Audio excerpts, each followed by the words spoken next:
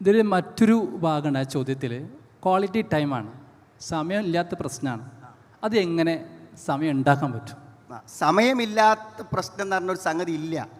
കാരണം ഈ ഭാര്യ ഭർത്താക്കന്മാരെന്ന് പറഞ്ഞാൽ തന്നെ അവരെല്ലാ സമയവും ഈ സൗജീയത്തെ എന്ന് പറഞ്ഞാൽ, ഇപ്പോൾ നിങ്ങൾ ഈ ബൾബ് കത്തണമെങ്കിൽ അതിന് രണ്ട് വേണ്ടതുപോലെ തന്നെ നമുക്ക് അതേപോലെ തന്നെ എല്ലാറ്റിലും എല്ലാ സമയത്തും വൈഫ് നമ്മുടെ മനസ്സിലുണ്ട്, എല്ലാ സമയത്തും ഭർത്താവ് നമ്മുടെ മനസ്സിലുണ്ട്.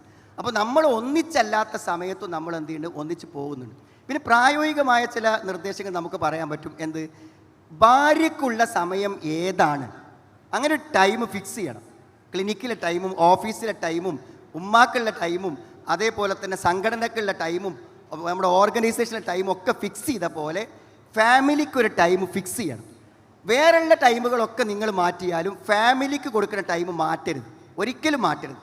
ആ ഫിക്സ് ചെയ്ത ചൊവ്വാഴ്ച വൈകുന്നേരമാണെങ്കിൽ ആ ചൊവ്വാഴ്ച വൈകുന്നേരം അത് ഫാമിലിക്ക് കൊടുത്തിരിക്കും. അപ്പം എന്താ പറയുക, ഒരാഴ്ച വരെ ഈ സമയം കാത്ത് അങ്ങനെ ഇരുന്നോളും. ബാക്കി സമയമില്ലാത്തതിൻ്റെ ഒരു പരാതി എന്ത് ചെയ്യും, അതുകൊണ്ട് തീരും. അതേപോലെ മക്കളുമായിട്ടൊക്കെ സഹകരിക്കാനൊക്കെ വേണ്ടി നിങ്ങൾക്ക് എന്ത് ചെയ്യാം, ഫാമിലി ടൂറുകൾ അത് എവിടെയെങ്കിലുമൊക്കെ പ്രത്യേക സമയവും ദിവസമൊക്കെ വെച്ചിട്ട് എന്ത് ചെയ്യാം, സംഘടിപ്പിക്കാൻ പറ്റും. ഇങ്ങനെ ഫിക്സഡ് ആയിട്ട് സമയം കൊടുക്കാം. അതിലുപരി എല്ലാ സമയവും അവരോടൊപ്പം ആകാൻ ശ്രദ്ധിക്കുക എന്നുള്ളതാണ് ദാമ്പത്യത്തിൽ പ്രധാനം. ശരീരം ഒന്നിച്ചില്ലെങ്കിലും മനസ്സൊന്നിച്ചുണ്ടായാലും ഒന്നിച്ചുള്ള പോലെ അനുഭവിക്കാൻ സാധ്യമാകും. ജസാക്കുമുല്ലാഹ് ഖൈറൻ.